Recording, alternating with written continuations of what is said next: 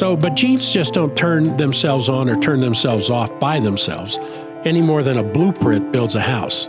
Genes turn on by outside influences, and the causes listed in this slide show many ways a gene that cause cancer can be activated.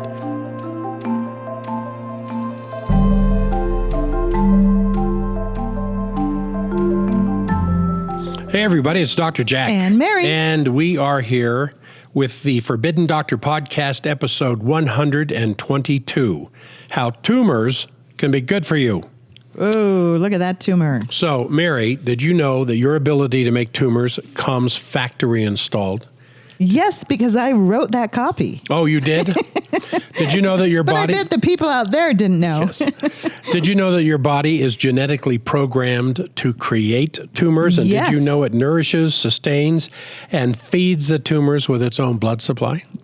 Yeah, it's really incredible what the body does. Well, even though most tumors are benign, as in they're not cancerous and certainly not malignant, some are very cancerous, and yet your body allows this to take place. Why?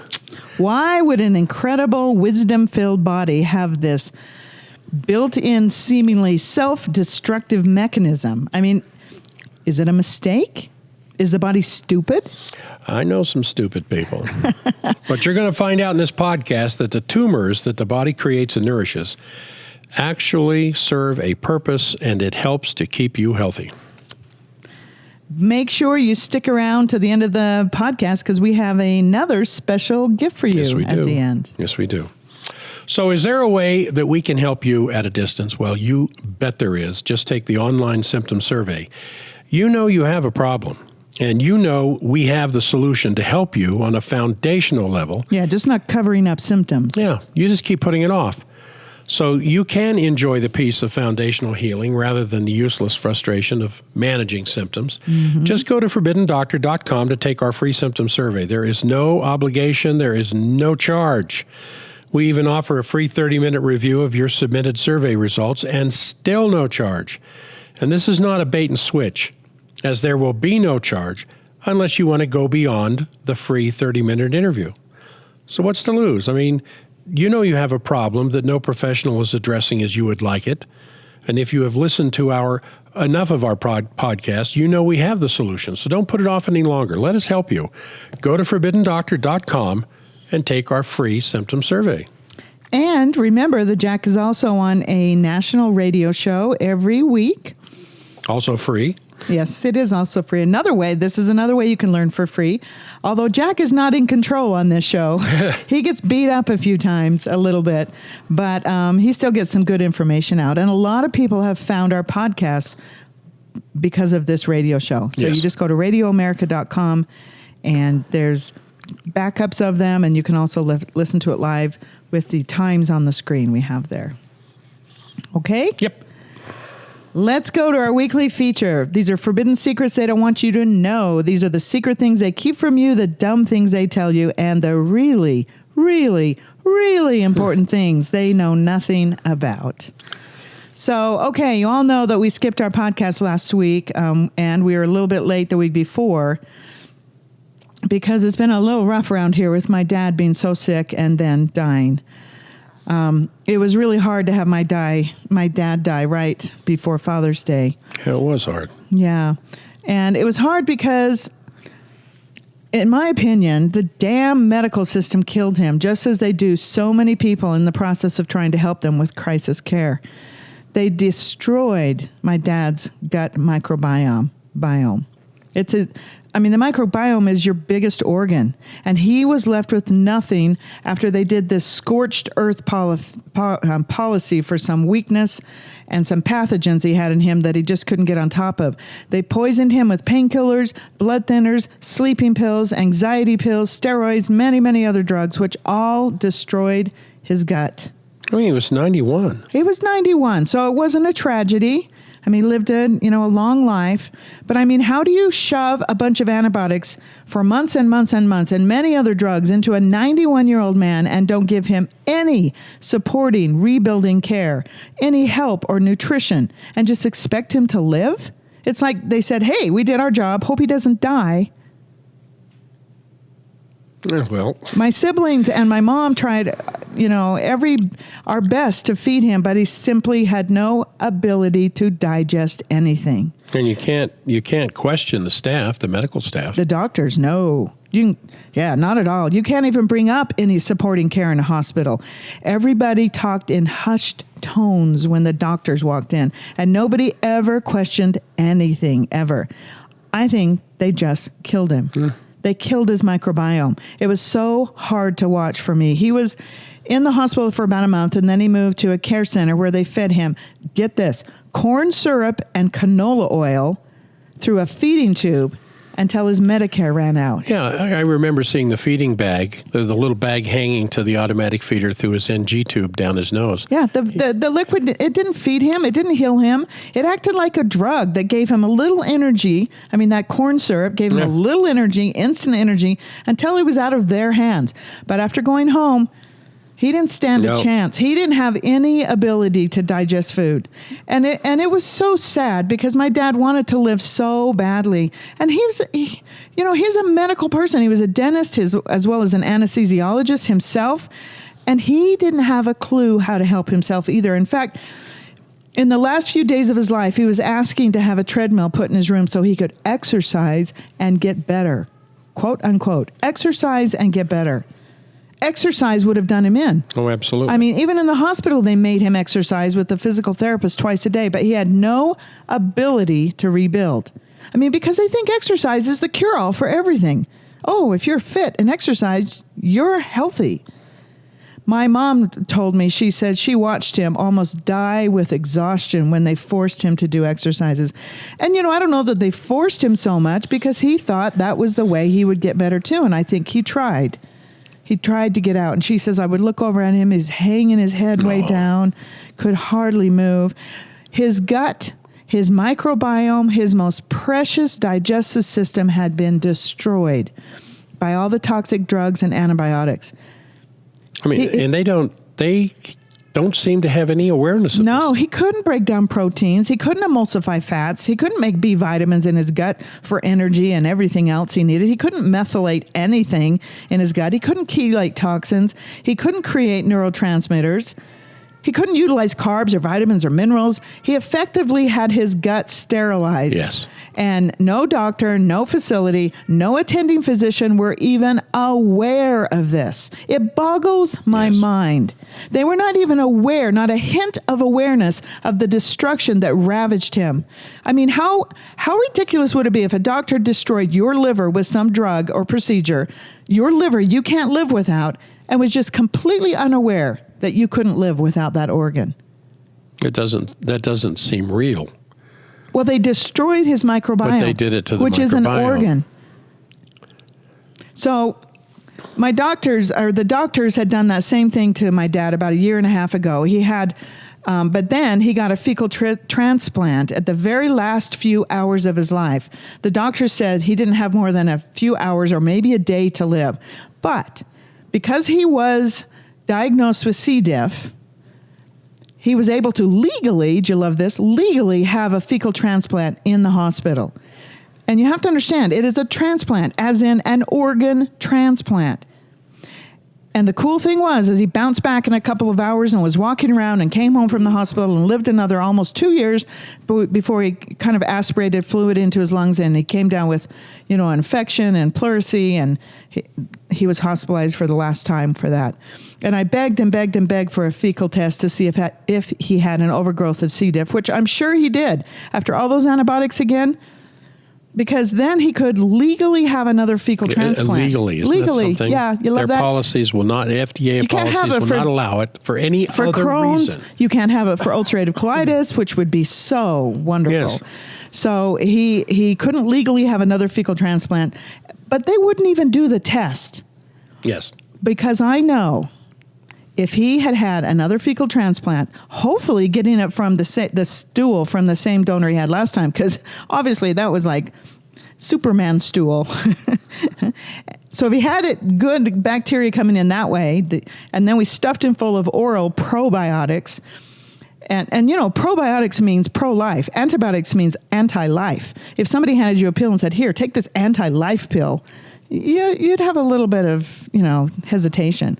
And if we did that, if we did the fecal transplant, the oral probiotics, and they did their crisis care where they drained his lungs of the excess fluid and all those kinds of things, and we fed him broth and raw egg shakes, even at 91 years old, he could have lived. I believe so. I'm completely convinced of that. But he was 91, so it wasn't a tragedy. If he had been 42, though, would it have been any different? Well, the treatment wouldn't have been any different. Yeah. Drugs for this, drugs for that. Yep. Drugs for anything we haven't thought of yet. We'll have drugs for that stronger, tomorrow. He could have lived through it. Yep. I think in the universe, I am creating for our planet in my mind, and I'm telling you, one mind with this idea is as strong as a million minds. Mm-hmm. The first thing that will happen when we enter a hospital is a fecal test, a transplant if needed, and then we'll stuff them orally with probiotics, not the anti-life pills, antibiotics. In other words, trying to kill an ant with a bulldozer, instead of the scorched earth policy that we have now. And then gave him calcium, essential fatty acids, whole food vitamin C, along with herbs and nutrient-dense foods like bone broth, kefir, fermented foods, organ meats, eggs, etc. They would survive most crisis cares procedures that happen in the hospital that are inflicted on them, which care can be desperately needed and a lot of times is brilliantly performed. I'm not knocking doctors or medical care or even hospitals. They just need something in addition. And this is the forbidden stuff that we have got to change this planet with. Can you imagine if a million minds all work together in one creative mind, what we could do with the healthcare on this planet? Let's rip a hole in the universe and get this done, and we'll dedicate it to my beautifully handsome dad right there. All right.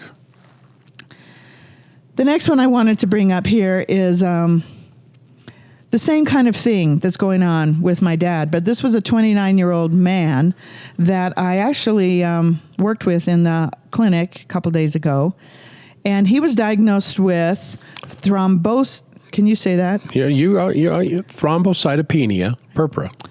Yeah, thrombocytopenia purpura. In other words, they thought that he had an autoimmune attack on his platelets. So they were going to take out his spleen and give him chemotherapy. I mean, like the next day. Take out his spleen. And they were told that if they don't follow the standard of care, in other words, have his spleen taken out and have chemotherapy, his insurance would drop him and not cover him for anything from then on. Now that is just criminal. I mean,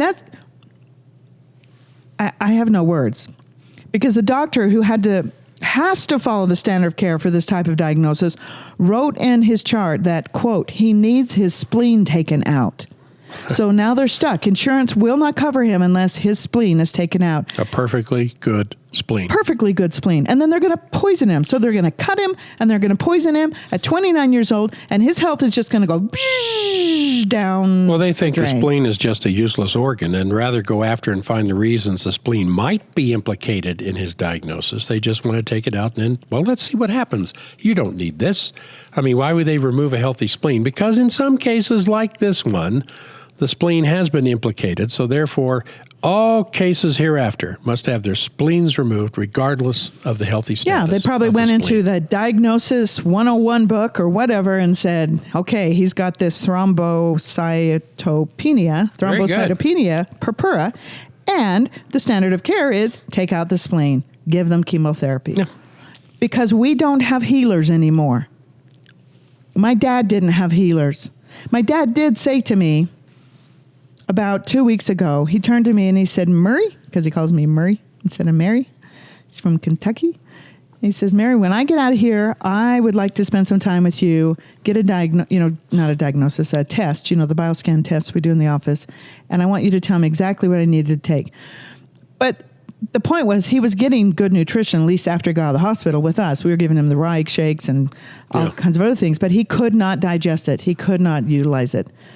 So there's my scary little picture right there. The really, really, really important things they know nothing about. And that's what we want to bring to you. Yeah, that's the mission of the Forbidden Doctor. That's right. Okay, here's our disclaimer. This website podcast is not intended to be a diversion away from the current system of disease management.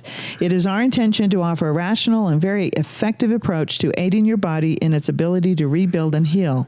Please be advised that any suggested nutritional advice or dietary advice is not intended as a primary treatment or a therapy for any disease or particular bodily symptom. Nutritional counseling, supplement vitamin recommendations, nutritional advice, and the adjunctive schedule of nutrition is provided solely to upgrade the quality of foods in the patient's diet in order to supply good nutrition supporting the physiological and biomechanical processes of the human body.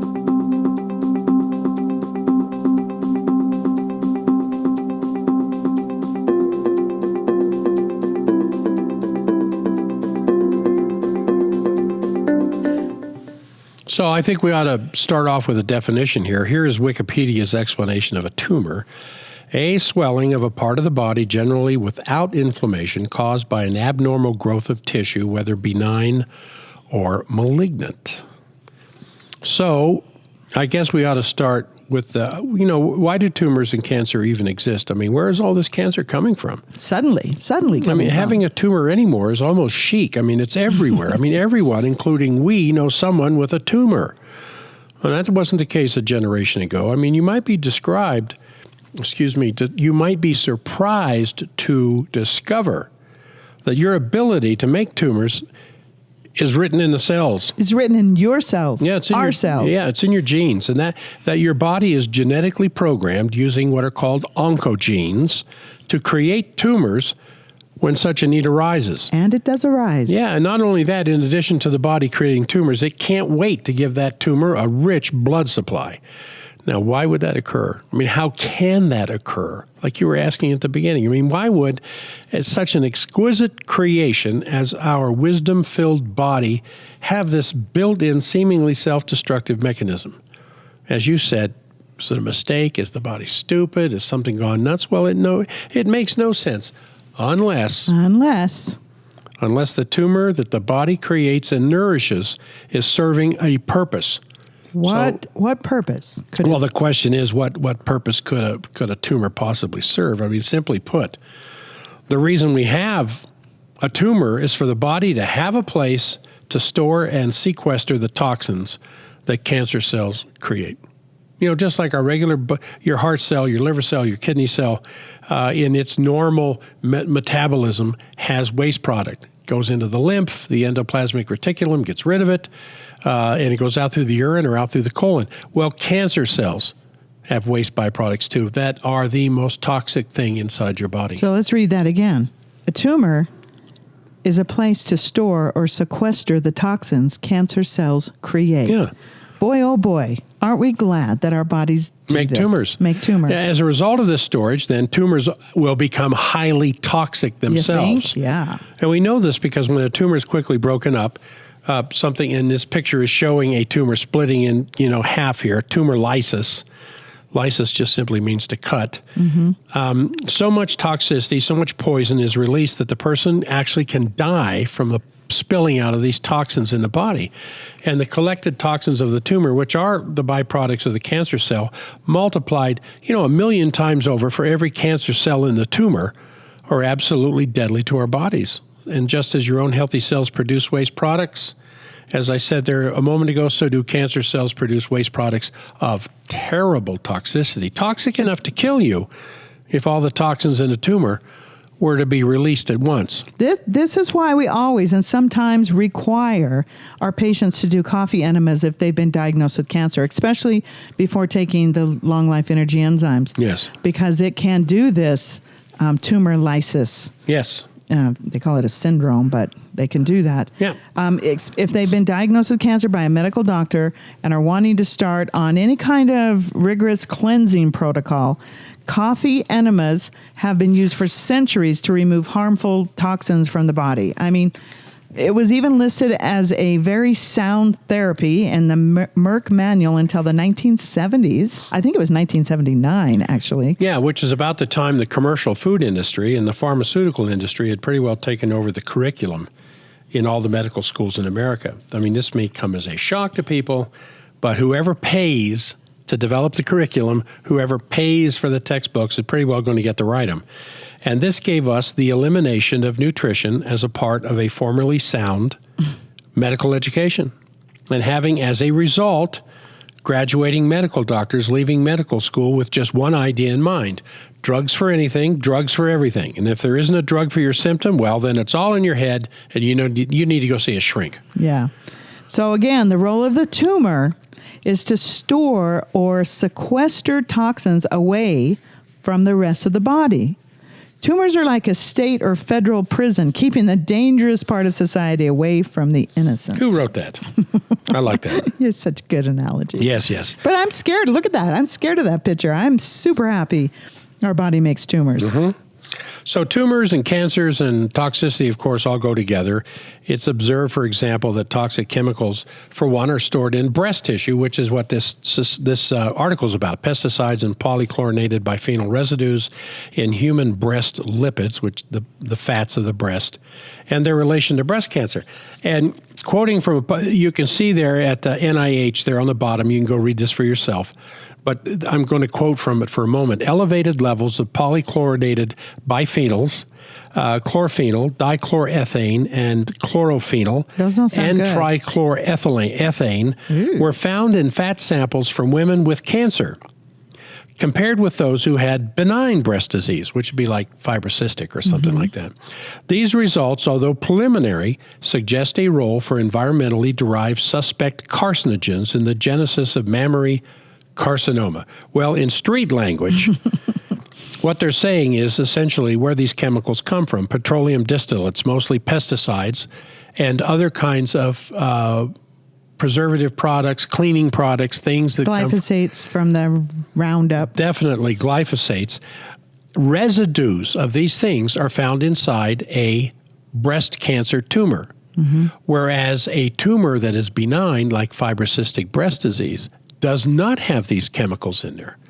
So this is kind of setting the stage for where we want to go with this. I was going to put in a little video here, but we're going to run out of time, so I didn't put it in, but it was somebody from Caltech was explaining how the glyphosates, the genetically modified plants that are able to withstand the Roundup Ready, are changed so they can handle that massive toxin you're having on the plants. a combination of plant and animal life to do this, then who knows where that could lead. Yeah, well, they inject a virus right into the plant so it can withstand it. And what do? And we eat that with that virus in every single cell of the plant, which the plant can't clean out. The plant doesn't have a liver and kidneys and spleen, the all-important spleen. Good point. So, yeah.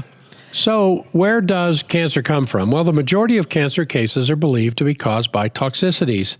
You know, as far as genes are concerned, they make up a small percentage of cancers until the cancer-causing gene, the oncogene, is stimulated by some outside factor from the cell that causes the gene to express itself. And so what do genes do? Well, they're made up of your DNA that you get from your parents. The human genome, the genetic map of your body, contains about 25,000 genes so far identified. There's more than that, but that's what they've got identified. And genes tell the cells what to do. Your eye, your skin, hair color, your height, even your sex is determined by a gene that expresses itself. And most of our genes are designed for health, healing, repair, energy, a happy existence. And due to the meeting of mom and dad's genes, I'll just say meeting, to make you, some genes are damaged, some are altered, and these can potentially cause cancer, but they don't have to. And as an aside here, you might find this interesting, is why we do not reproduce with an immediate family member, as in a brother or a sister. I mean, besides the fact that it's against our culture and taboo and gross, if both the brother and the sister inherited the same bad gene for anything negative in the body, such as something to do with the development of the brain or the heart or the liver or whatever development, then that gene has a much better chance of expression. And this is what you see with the hemophilia problem in European aristocracy, where they had all this intermarrying take place, and then all of a sudden, nobody's got any clotting factor. Yeah. And then they sound like they've got English accents and German accents and French accents. Just weird That's not people. good either. Then they kill the mother because she had another boy. And then the best chances, the best chances for a healthy baby is to reproduce with someone whose family tree is as far as possible from yours. That's because good. you're going to get some bad genes in your own creation. Yeah. And if you have the same parents and you double up on those same bad genes, you're not going to like what happens. So, but genes just don't turn themselves on or turn themselves off by themselves any more than a blueprint builds a house. Genes turn on by outside influences, and the causes listed in this slide show many ways a gene can cause cancer that cause cancer can be activated. You got noise pollution. Boy, I didn't know about that. That's a little scary. Well, that causes irritation. Yeah. And constant irritation causes inflammation. Constant inflammation can turn on a bad gene. Mm-hmm. There's, of course, pathogens, viruses, bacteria, toxins. I love that healthcare interventions. Yeah. That's what they did. That's what you just described with your dad. In other words, a gene that causes cancer will sit dormant in the vast majority of cases unless or until some outside factor changes that gene from dormancy to active. And so are there other factors that can cause cancer and its associated tumor? Well, there's a pretty good list of them right there. Yeah. And then we have this. This is showing a proportional breakdown of risk factors for cancer. And the one that we really want to, this chart doesn't tell you that these things cause cancer. They're just risk factors that are related to someone having cancer. I mean, we don't always know what caused it, but we do know that by having these elements in our life, our chances for cancer are greatly increased. And then this diet and obesity is huge in our opinion. Yeah.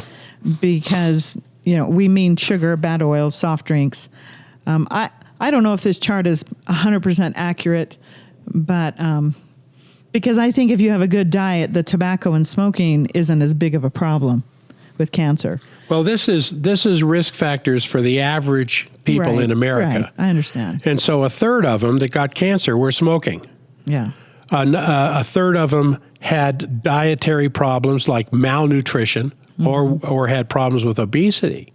But you see some of those numbers where you've got 3%, 2%, 1% way down on the bottom. I like the way that they put medical procedures way down there as only 1%. Yeah. It was prominent on the last slide. Yeah. So we know more and more research is coming to light that cancers can be caused by some things that we would be very surprised to learn, such as... Yeah, something as common as what goes on in your mouth from poor dental hygiene. This right here is talking about one independent researcher, Fred Hughes, in his book, Am I Dead? Or Do I Just Feel Like It? Yeah. Reported 100% correlation between root canals and oral infections being on the same side of the mouth as the lung and breast cancers in nearly 4,000 women without a single exception. Yeah, this is a little review from Amazon on this book. I thought it was interesting. He said, or she said, I don't know which. It's interesting to me that common folk, including myself, doctors, dentists, cancer associations, etc., all bury their heads in the sand when it comes to the connection between your health and your mouth, your oral pathology. Yet only a couple hundred years ago, folks died from bad abscess teeth all the time. Yeah. That poison would spread to the rest of the body. Yeah. So we did a whole podcast on root canals. 2 podcasts. 2 podcasts, you're right.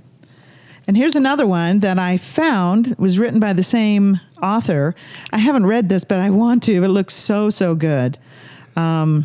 Saving Victoria's breasts is a shocking revelation which should lead to a revolution in the way medicine is practiced in the United States.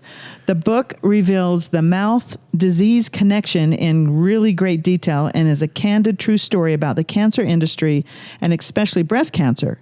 It exposes America's shameful breast biopsy scandal, including how jawbone infections, dental mistakes, can cause breast cancer. Why does having a tooth pulled sometimes trigger heart attacks? Every woman aged 17 to 70 needs to read this book, as well as the men who love them. Saving Victoria's Breasts may be the most important book you ever read, and that's what this person said, that they ordered this book Let's see. He says, the comments I really wanted to make about Victoria's struggle to get real help. Doctors protecting themselves instead of the patient. Certainly not living by first do no harm. Overdiagnosis, misdiagnosis, fear. How the cancer's establishment's success is based on fear. How we are impacted by diagnosis. Fear. Roosevelt's what have we got to fear, but fear itself is true here. Jumping to conclusions, lack of informed consent, the connection of the mouth's health, dental work, mercury. How can it be safe in our mouth if it's not safe in a lake? Well, that's a good question. Yeah. How can it be safe to our entire body? Even from a reductionist view instead of a systemic one, this does not make sense. Victoria is certainly a model for our taking responsibility for searching for answers instead of blindly accepting a first opinion. This is sad and thought-provoking, this story of the cure being worse than the disease. Yes. And we've done a lot of podcasts on breast cancers. Well, we've been talking about the causes of cancer, but what about the tumor? And we want to talk about the difference between cancer and a tumor. Yeah. What is the difference between a cancer and the tumor that contains the cancer? Well, we all have genes that can cause cancer, but cancer does not have to happen just because we have the gene, as we've already said. Those genes do not have to be expressed.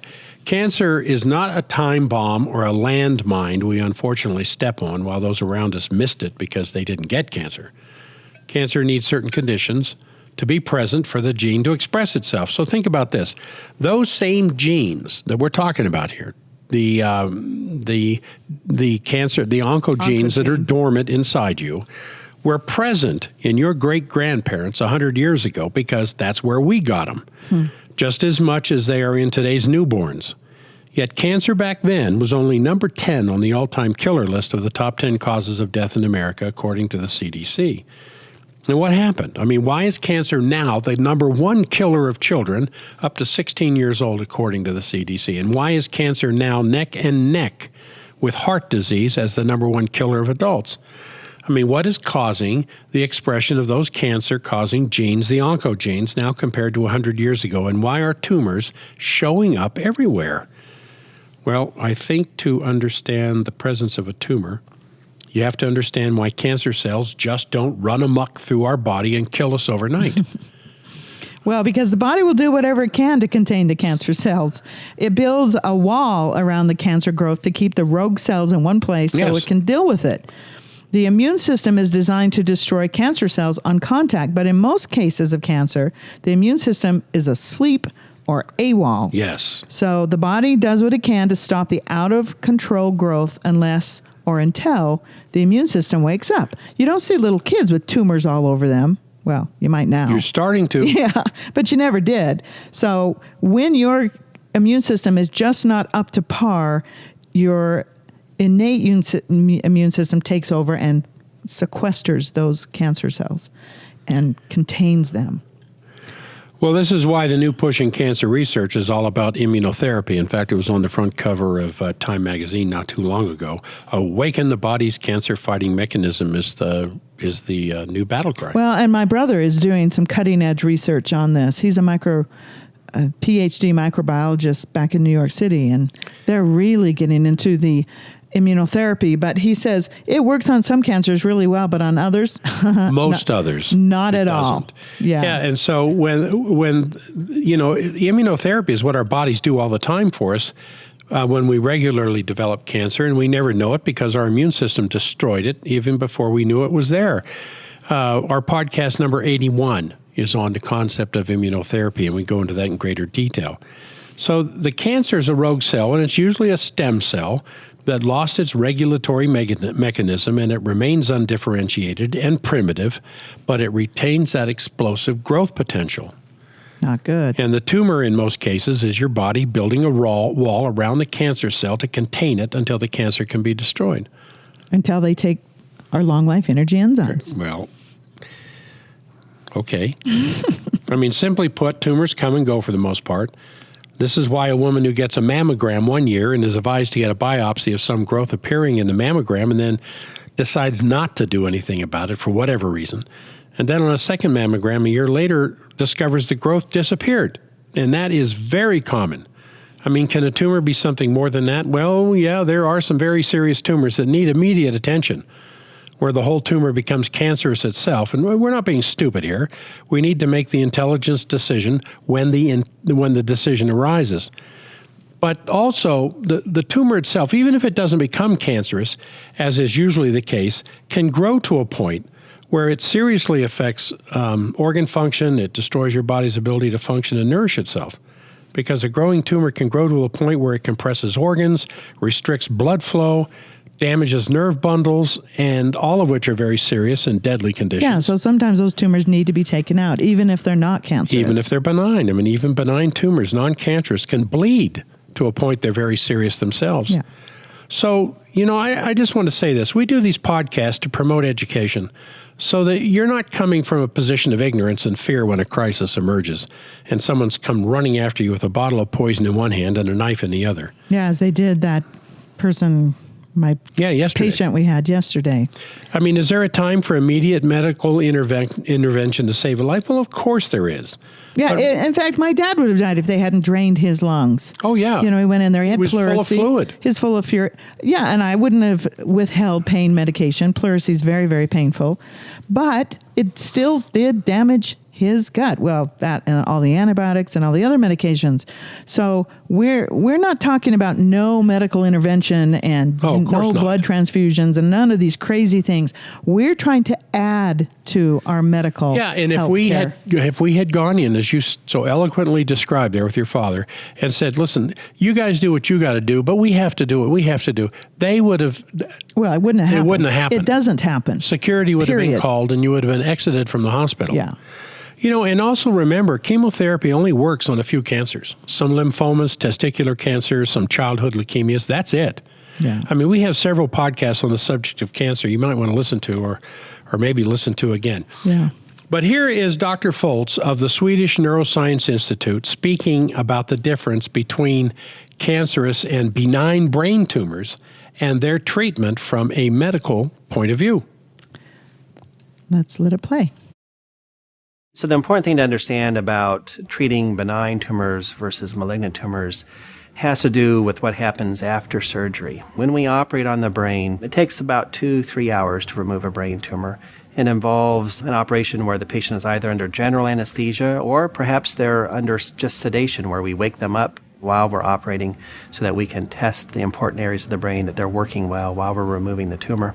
Once the patient is asleep, we then make an incision in the scalp and we make a window in the bone in the skull, and that exposes the brain.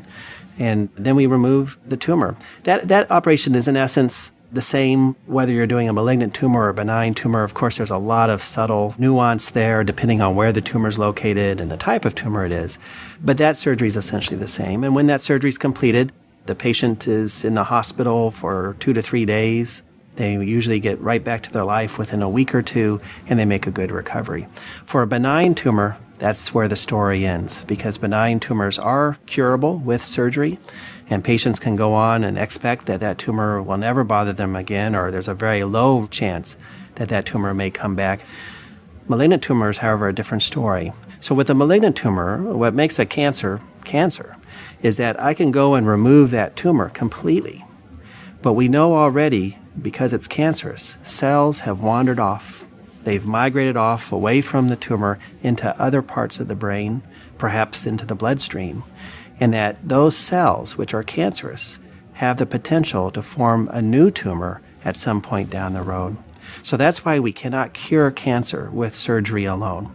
I can remove that tumor, which takes care of that problem today, but I know that in the case of glioblastoma, in 9 months and 12 months, that a new tumor can grow somewhere in the neighborhood where a cell wandered out and took root and started to grow again.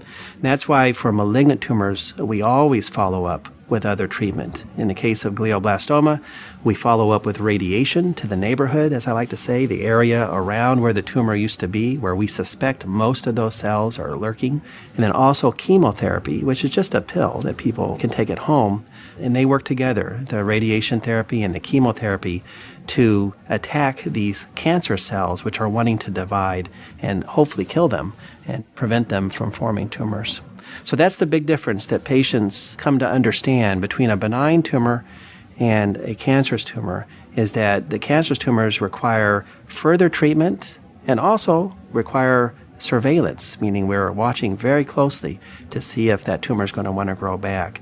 And I always tell my patients it's just the beginning of a long relationship that we hope to have, where we're taking care of them and keeping them well. Whereas with a benign tumor, it's not nearly as problematic in terms of following those patients and expecting that that tumor is going to come back, because in most cases it doesn't.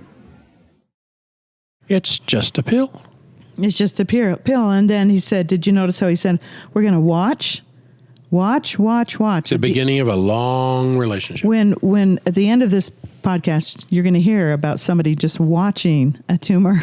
But did you notice that Dr. Foltz, that's his name, he seems like a wonderful guy. He didn't mention one. He's probably saved a lot of lives. Oh, yeah. He didn't mention one tiny, itty bitty little bit, anything about how to heal or even cure or fix the reason. He can use the word cure. These tumors didn't fix the reason for these tumors appearing, or to even look for a way to find out where they're coming from. Nor did he mention the new big thing in cancer treatment, immunotherapy, which actually works on brain cancer pretty well. What he's giving are the old methods that have had very dismal cure rates, because he's not going after the foundational problem with the crisis care surgery. Yeah, I mean, we know he is a crisis care doctor, and it sounds like he's a good one. And sounds like he's a very good doctor. Like I was saying, he's probably saved lives, but the problem is that it's forbidden to even bring up any other treatment or support or health care concerning these benign or cancerous tumors. I mean, it's as if the doctor has spoken, and so there is nothing more to say. Yeah. So it's important to understand that not all tumors are cancerous, as this video points out. There are benign tumors where the growth is limited to a certain part of the body, and a tumor can become cancerous when it's malignant. This means that the primary growth can generate several secondary growths, thus invading vital parts of your body and spreading everywhere. We talked about this a lot with Dr. Gonzalez and the podcast we did, and how they spread and how you can stop that from happening. Well, just as all tumors are not cancerous, all cancer cases are also not characterized necessarily by tumor growth. For example, in the case of blood cancer, there isn't a tumor. However, when there is a tumor, biopsy becomes very important to determine if it's malignant or if it's benign. You can decide what you want to do after that, but it wouldn't hurt to get that biopsy. Well, there are people sometimes I think it does hurt. Sometimes. There are those out there that claim that a biopsy will release metastatic cancer into the body. Yeah. So a tumor may or may not develop into cancer. Cancer, on the other hand, is a malignant condition in which the spread of abnormal cellular growth could become uncontrollable. And fortunately, we have tumors to try to contain them. Yeah, I would maybe see what I could do before I got a biopsy done. So here's another article we're giving you, again, at the NIH. This article talks about all the different kinds of benign tumors that are in a breast. This is a cool article. And you get to see pictures of them. Just download that article so you can see them on mammogram.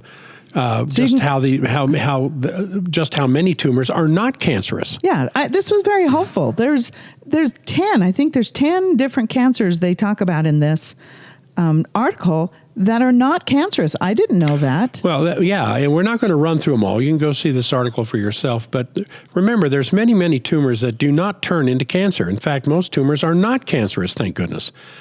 But even still, a large benign tumor can still cause serious problems, either from bleeding or pressure against organs or cutting off blood supply from their size or weight. And you see the title of this study are irregular hypoechoic breast masses, which means the ultrasound reflection coming back. Does that necessarily mean it's a malignancy? And so they go through all the different kinds of echo recording pictures on ultrasound of different kinds of breast masses to show, no, there's all these different things that show up in a mammogram that are not cancerous. Well, we don't want the takeaway here to be that, it's just a tumor. I'm not going to do anything about it. No, we're not saying that at all. No. What we are saying, though, is that you need to go after that with a vengeance. You need to figure out why. You need to the foundational reason why it happened. You need to get rid of that tumor. Now, if you need be, you need to get it cut out. I don't have any problems with that necessarily, especially if it's pushing on things and cutting off blood supplies. But remember, tumors aren't necessarily cancerous, but you still need to fix the reason you have tumors. Yeah. That's really important. And That's the takeaway There's here. some tumors that show up and they're just there and nothing ever happens. And there's others that get bigger and bigger and bigger, even if they're benign. Yes, but I'm just saying you need to do something about them one way or the other. Of course, our opinion is you go after it foundationally. The reason why your body was not on guard and getting rid of all these cancer cells. Right. So for nearly a century, it has been known that tumors and cancers concentrated in populations that were exposed to toxicity. And this is especially the case with people who are living or working near or being downwind or downriver from chemical factories, refineries, toxic waste, and the other spewers of poisons out there. And the observation really is inescapable. And people who are exposed to toxins get cancer from the toxin. It's either turning on an oncogene, turning on a gene that causes cancer, or the toxin itself changes the chemistry of a normal cell that then goes rogue and becomes cancerous. And so you put this on here, Mary. One of the best books ever written on this subject is this one right here, The Secret History of the War on Cancer, from about 2007. Yeah. An American oncologist asks, why did I get cancer? And he or she will look at you like a deer in the headlights and mumble something about genetic mutations. Yeah. But the cause of cancer is well known in Europe. In the 1930s, researchers in Germany, Japan, Italy, Scotland, Austria, England, Argentina, the U.S., and France showed that there were people living where people lived affected getting cancer. Yeah, because there's some places where people don't have cancer. Yeah. And then there's other places where the cancer rates are enormous. Yeah. They either got those, in Vegas, I had a mother whose kids got cancer, and they were directly over this, the big power lines were over top of the house. It was like a convergence of 4 different power lines. A brain tumor in a young little boy, and their house was directly under those high tension lines. Yeah, and she couldn't get anybody to listen to her. No, the parents of this Aaron little boy. Brockovich, but it didn't work. Well, we've all heard about toxic dumps or nuclear disasters that cause cancer. There's Chernobyl and Hiroshima, Nagasaki, even the downwinders of Nevada and Utah. Yay, that's me. Yeah, and Madame Curie, the 2-time Nobel laureate, and her fellow researchers died from aplastic anemia that was caused by extreme exposure to both radium and X-ray before they knew about their inherent toxicity. Yeah. So this gives you pause when considering we're told vaccines are safe and effective, when now the number one killer of children is cancer. Yeah. Just as they told them that X-rays were safe. I don't know about effective, but they were safe. Well, so we know where cancer comes from and the poisons it creates. Now it should be easy to understand the role of a tumor, because tumors keep toxins from spreading and keep the poisons confined to a small circumscribed area. Dr. Natasha McBride said that in Russia and Europe, it was always known that toxicity caused cancer. There was no question about it. And that's why you see in Europe masses of detoxification centers and spas. You don't go to the spas to get a massage and hang around the hot tub and flirt with the opposite sex. You go to these spas to detoxify the body. Mm-hmm. They understand that clearly in Europe. But what McBride brings to the table is not just cleansing and detoxing, which she says can be very dangerous, as we explained with the tumors bursting open full of cancer. You have to rebuild the body first so your immune system and your excretionary pathways can get out the cancer. So this is a very critical point that I think a lot of health clubs and a lot of these places you go to say, we're just going to throw everybody on a cleanse. Everybody needs a cleanse. Everybody's a toxic dump, which I don't agree with. I think your body keeps itself very healthy, and you do have tumors around, but you've got to build your body first before you cleanse it. That's really critical, in my opinion. All right, our next slide, tumors come and go. This is from the New England Journal of Medicine. And what this study is doing in here reveals the fact that subsequent imaging of tumors present in the body can disappear on follow-up imaging, and in some cases in less than a year from when they first appeared.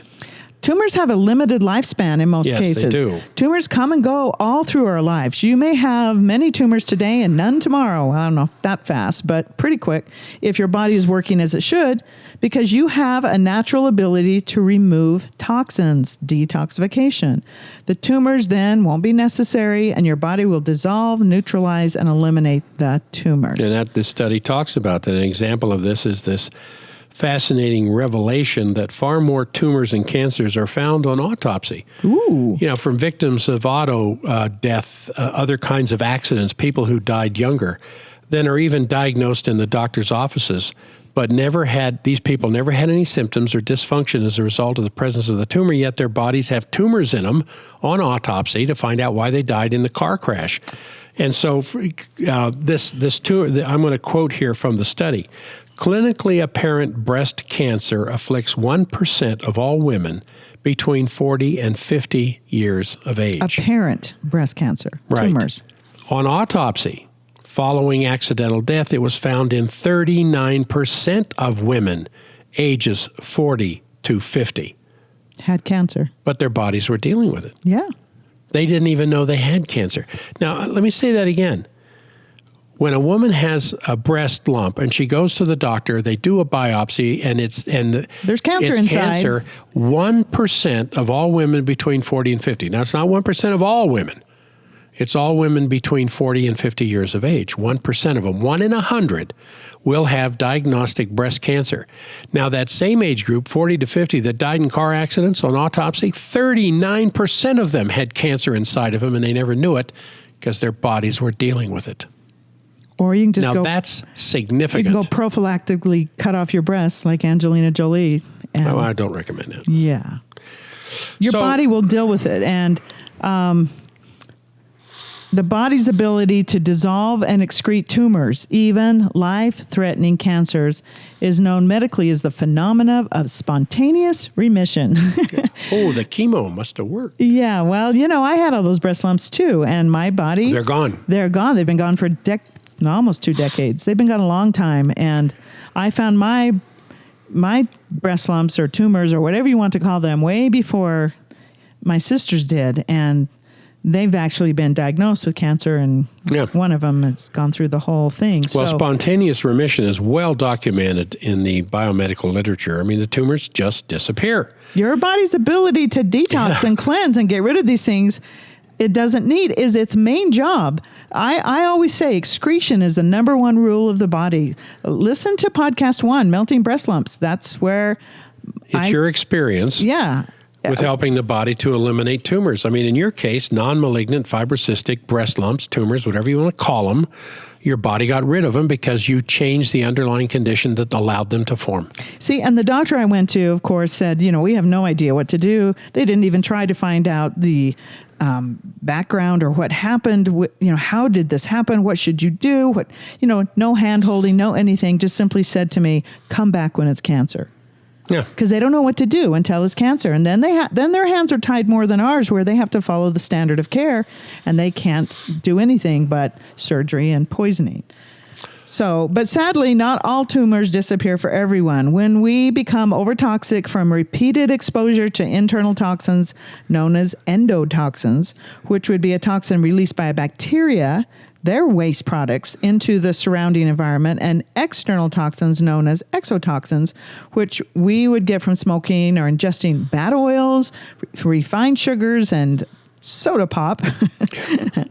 And when we can't detoxify quickly enough, these necessary tumors growths can and often do grow out of control. And so we offer to you the 21-day purification program, which, of course, is a very gentle cleanse. It's the best cleansing program I think I know of, other than if you just want to go start juicing. But I don't recommend it until after you've built your body up with gaps or done some kind of probiotic.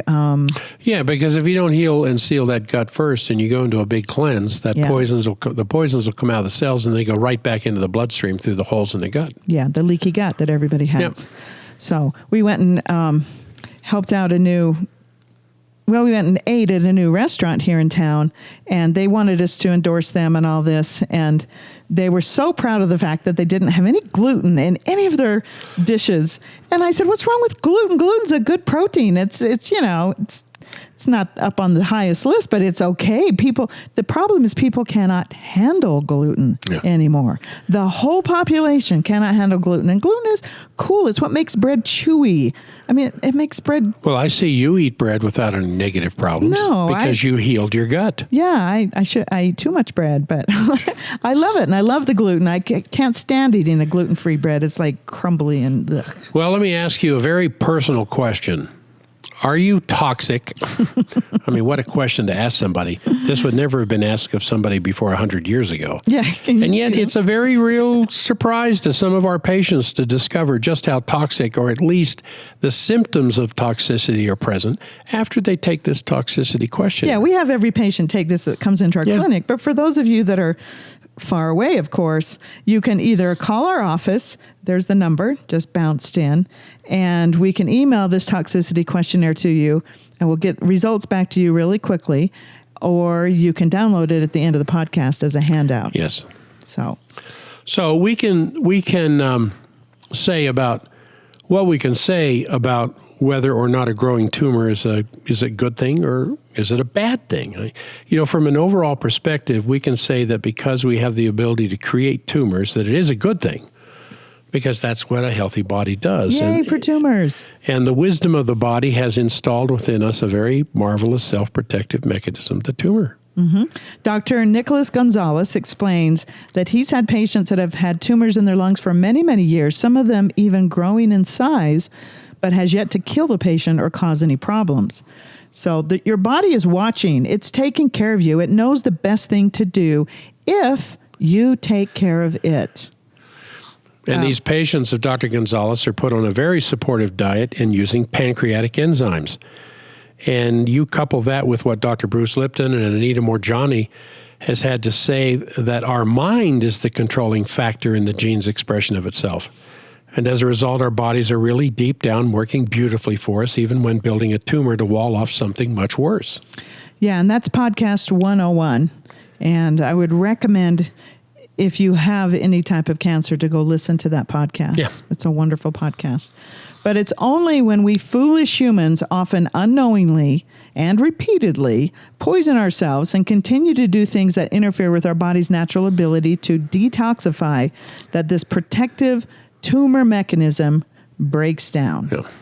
And I could have put up a million different toxic things, but Ambien is one that you raise your chances of dying from all-cause mortality 800% by taking Ambien. Yeah, if you just take, was it 14? No, one a day for a year. But if you take like 18, only 18 a year, you raise it by 300 to 400%. Oh, boy. You'll die from every single thing more if you take the Ambien. And then there's, of course, Claritin, which just shoves the toxins down in further so you can, have breast cancer in 10 years. I'm just crazy. The Tylenol, look at this, see new warning information and directions, because, if you take enough kill your liver. You'll kill your liver. Yep. Yeah, and then these allergies. So, cancer is not the problem. Cancer is a symptom of a generalized whole body condition. The tumor is the result, not the cause of the problem. Tumors are designed as defense mechanisms to keep us alive. If you don't come away with anything else from this podcast, that's the important point. So Dr. Gonzalez, who's one of our mentors, had this to say about tumors, quote, "I have patients who have been with me now for 10, 20 years, and some of them still have tumors. Very often, tumors don't go away. One patient of mine with lung cancer was 18 years out, and he still had tumors in his lungs. The tumors could be dead or scarred over, but he's not going to let them be biopsied at this point. See? He's just living at peace with this cancer. Is he cured? I don't know that he's cured. He may still have cancer left. It does look good, but when we look at his x-ray, he's got a tennis ball sitting in his lungs that we can see. But his body has controlled it nicely. So like a diabetic, he's living in peace with his disease." And if you do some serious research of Dr. Gonzalez's work, pancreatic cancer, ovarian cancer, metastatic liver cancer, lung cancer, ovarian cancer. Breast cancer. Years and years and years and years later, still alive following his nutritional program. And those pancreatic enzymes.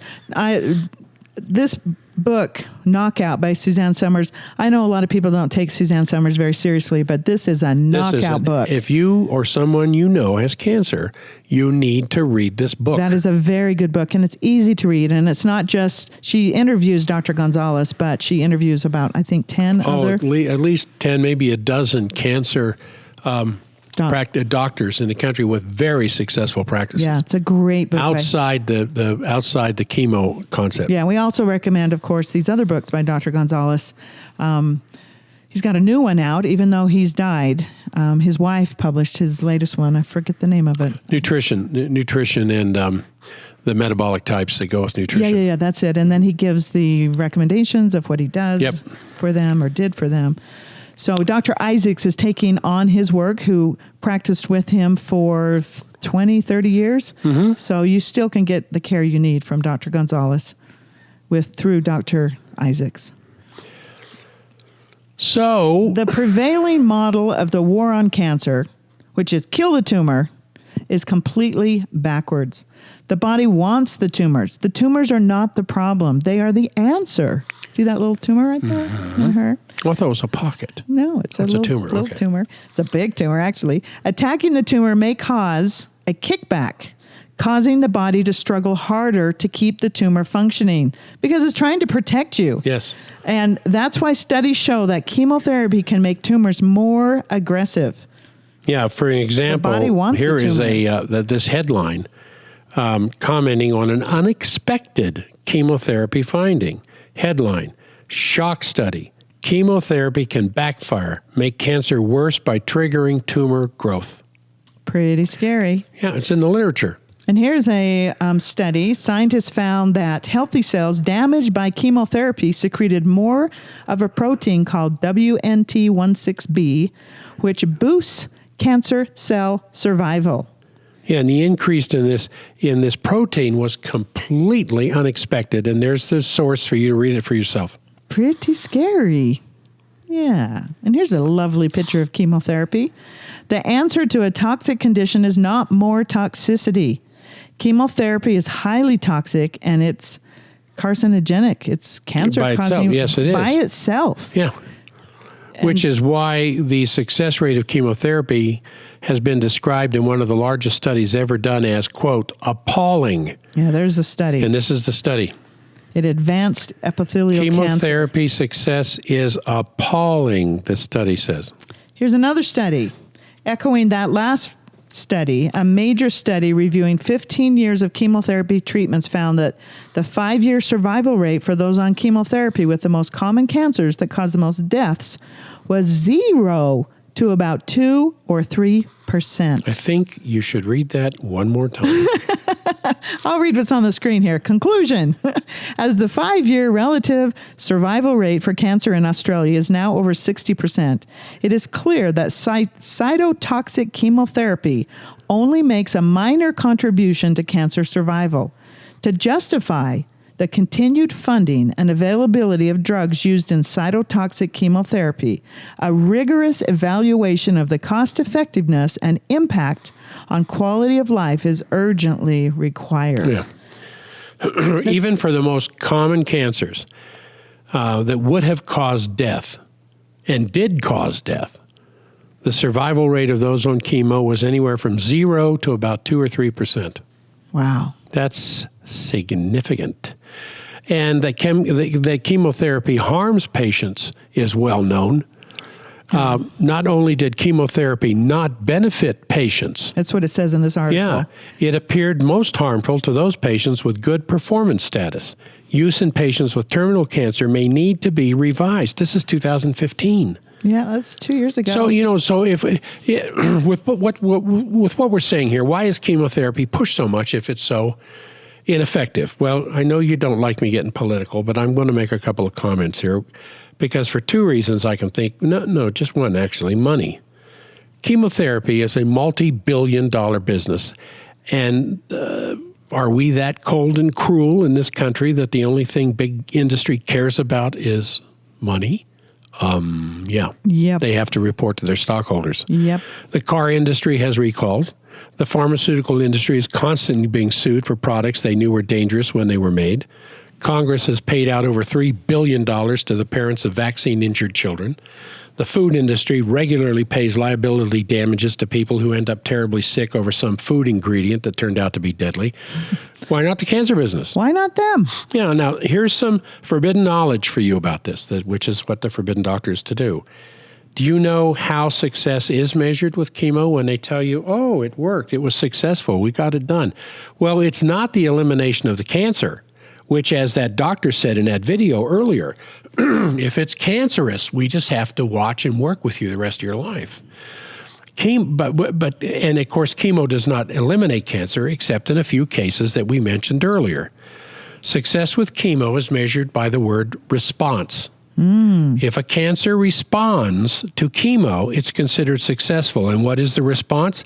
If the tumor shows signs of shrinking, even a little, for 30 days, it's considered to be successful. And there's no doubt about it, chemo can shrink a tumor. But what happens after that? And many people have experienced this. It returns eventually with a resounding explosion of growth with metastasis to other sites in the body. Oh, that's what that doctor said, too. 9 months later, the glioblastoma. There it is. Yeah, there it is. So it just stuns the mind to think that they don't go, well, in the meantime, you ought to do some very rigorous rebuilding and detoxification. It doesn't even come out of their mouth. Yes. Yes. It doesn't. And we're searching for the cure for cancer. There is no cure for cancer. You need to cure your immune system and cure your gut microbiome, cure your overtoxicity. Yeah, your body will take care of the cancer. Yeah. So that's they're looking in the wrong places for a cure for cancer. Yeah. Oh, I could tell you stories I'm thinking of, but I don't want to give away people. All right. Oh, okay. So 1 in 3 women with breast cancer detected by a mammogram is treated unnecessarily because screening tests found tumors that are so slow growing that they are essentially harmless. Yeah, it's a Danish study Published in the Annals of Internal Medicine, and it's renewed the debate over the value of early detection. Yeah, it's just another article. And that's part of the cancer funding thing that comes around all the time, earlier detection. Yet the studies are showing some of this stuff it's like prostate cancer in a man. The man is going to die of other things before the prostate cancer ever gets him. Yeah, and I think we need to go back to that fear factor too. We need to change. We need to live our lives. We need to live them in excitement and beauty and become wanting. Well, we have to get our gut healthy first because that will create the serotonin, the dopamine, the endorphins, so we have a reason to live. And then we can go through the other things of detoxification if we'd like, or we will just naturally eat well. And so this is exactly what you're talking about right here. Right. For a complete healing of cancer, we must address the cause. What a person diagnosed with cancer needs most at first is a whole change in outlook that cancer is a symptom of genes expressing themselves because of our thoughts that are out of sync with our joy. Oh, yes. This is, again, back to Bruce Lipton and Anita Morjani. We need to first find our joy, find our peace, and get our bodies in sync with our source of self and value. Have some fun. I mean, start on the journey of detoxification and rebuilding, but we need to want to nourish our bodies to get complete stress relief and avoid toxicity in our lives, physical and emotional. And this is Esther Hicks here. She was in the movie The Secret. I've really gotten into her lately, and she said this: our inner being knows exactly where you are in terms of physical manifestationship, in relationship to everything that you desire. Don't panic about your physical body. It knows what to do. It also knows the path of least resistance to call you there. When you live a life that causes you to request, such as when you're sick, you want to be well. All these requests by you is already known by your inner being. Eat from the inside out. Listen to the inspiration inside of you. That's beautiful. And what am I always saying? Eat what you crave. Yeah. You going to read it? Oh, I'm sorry. Everything is unfolding perfectly. And as you relax and find ease in your attitude of trust, knowing that well-being is your birthright, amazing things will happen, things the likes of which you have not seen before. I think that's just really cool and encouraging. So remember, there's a reason why detoxification practices such as hot baths and sauna and fasting and cleanses and herbs and many others are found in every culture throughout humanity's history. If the ancient Greeks and the Romans and native peoples from all over the world understood the need for detoxification, shouldn't modern-day Americans? Yeah, clear back then, they detox. Yeah, I mean, we as a culture are far more toxic than any other civilization, and we have got the diseases to show for it. Yeah. Remember, the most important thing to remember is the best way to be truly cured is to address the cause. The tumor is not your enemy. It is your ally. So work to promote its function so it will no longer be needed. Yeah. Okay? All right. The best way to recap this podcast is to read this review of Long Life Energy Enzymes from a patient of ours. I'm just going to read it. It needs to be read. You go ahead and read it if you want. All right. You have an unidentified mass on your liver. The doctor said. Yes. So 2 months before my 27th birthday, that was the scariest thing I ever heard in my life. I couldn't help but think, how did this happen? It can't be true. It's not fair. It all started a few months earlier, just a mild case of acid reflux. Over months, it got worse and worse and worse. And worse to where he couldn't eat anything. I know the backstory here. Yes, till I could hardly keep any food down, so my doctor told me to change my diet. Well, when that didn't work, she ran a battery of blood tests, which shortly after revealed my liver functions were off the charts. His liver enzymes were... An ultrasound scan revealed an unidentified mass on my liver. At the age of 27, all my doctor could say was, well, there's nothing we can do but wait. We'll just repeat the test in 12 months. That's what they told me. Well, that kind of passive, let's wait for it to become cancer approach seemed insane to me.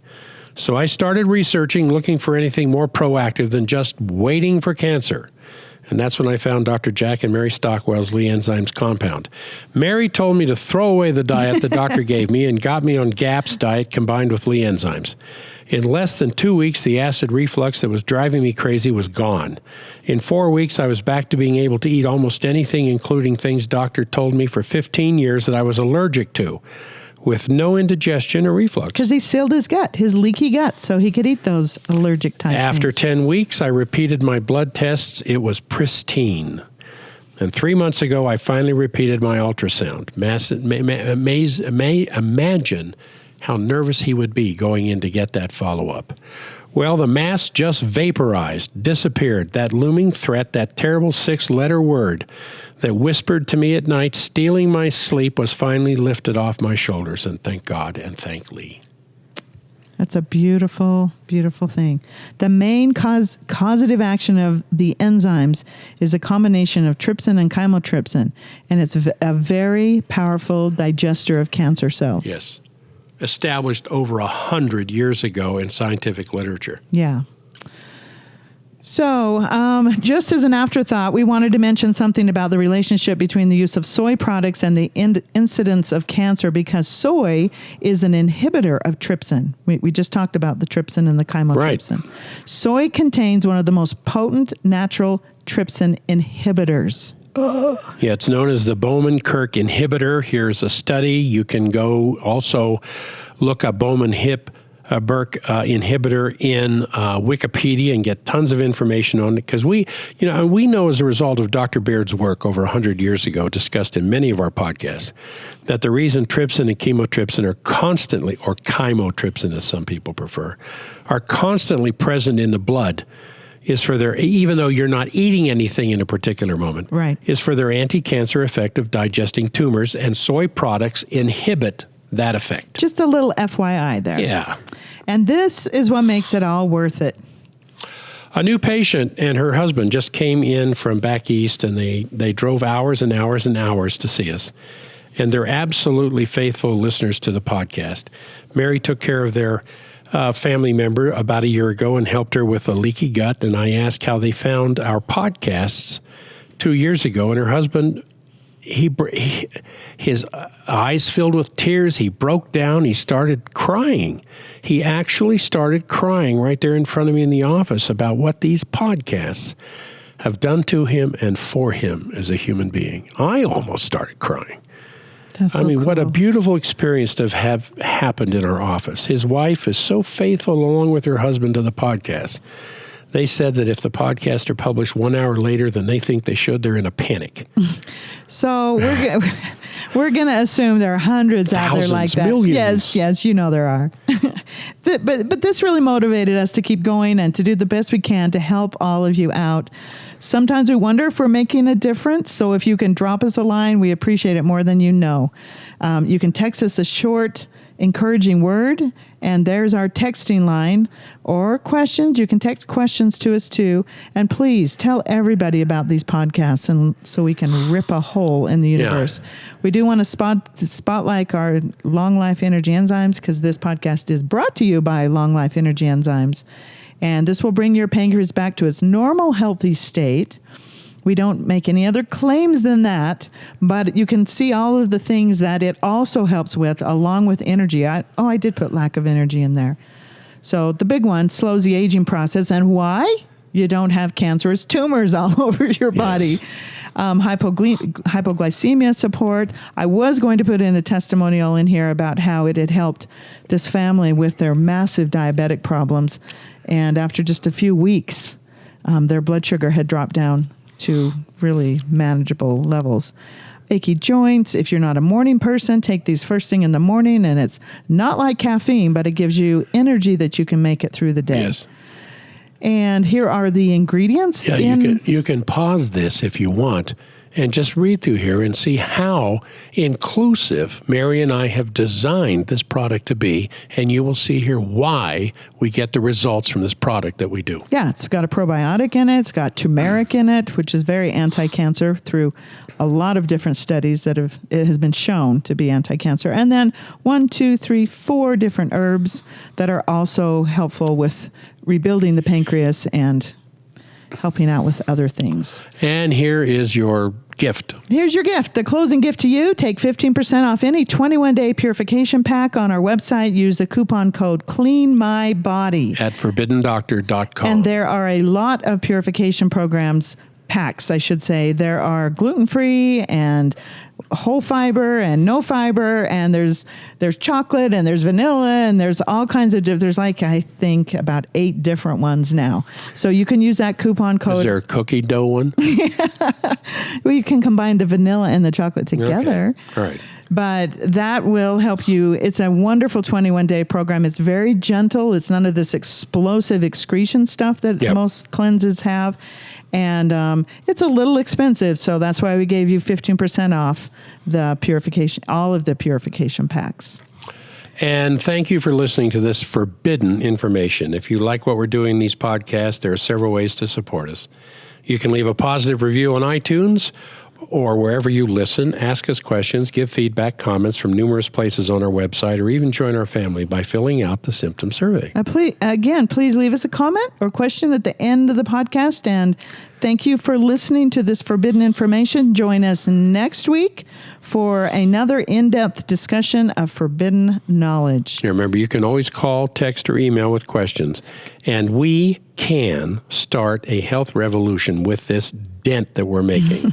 So join me and join Mary. What I want to say is, come and join with me to join Mary. Let's all join hands. And go on to rip a hole in the healthcare universe. The statements made in this webinar about specific products have not been evaluated by the United States Food and Drug Administration and are not intended to diagnose, treat, cure, or prevent any disease. All information provided or any information contained on or in any product label or packaging or this podcast is strictly for informational purposes only and is not intended as a substitute for advice from your physician or other health care professionals.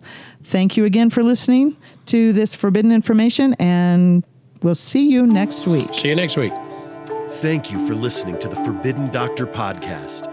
If you are curious about long life energy enzymes or ageless thyroid, you can purchase them without a membership from our website at forbiddendoctor.com or get our enzyme formula from amazon.com by searching the full term Long Life Energy Enzymes. Don't forget to take our obligation-free symptom survey to get a free personalized supplement protocol recommended for you by Dr. Jack, Mary, or one of our qualified nutritionists. Take the survey, get a call from our nutritionist to create a protocol and a patient login, then use that login to see your own personal protocol along with any favorites you've saved from our symptom library. Remember, our website and our clinic are here for you always.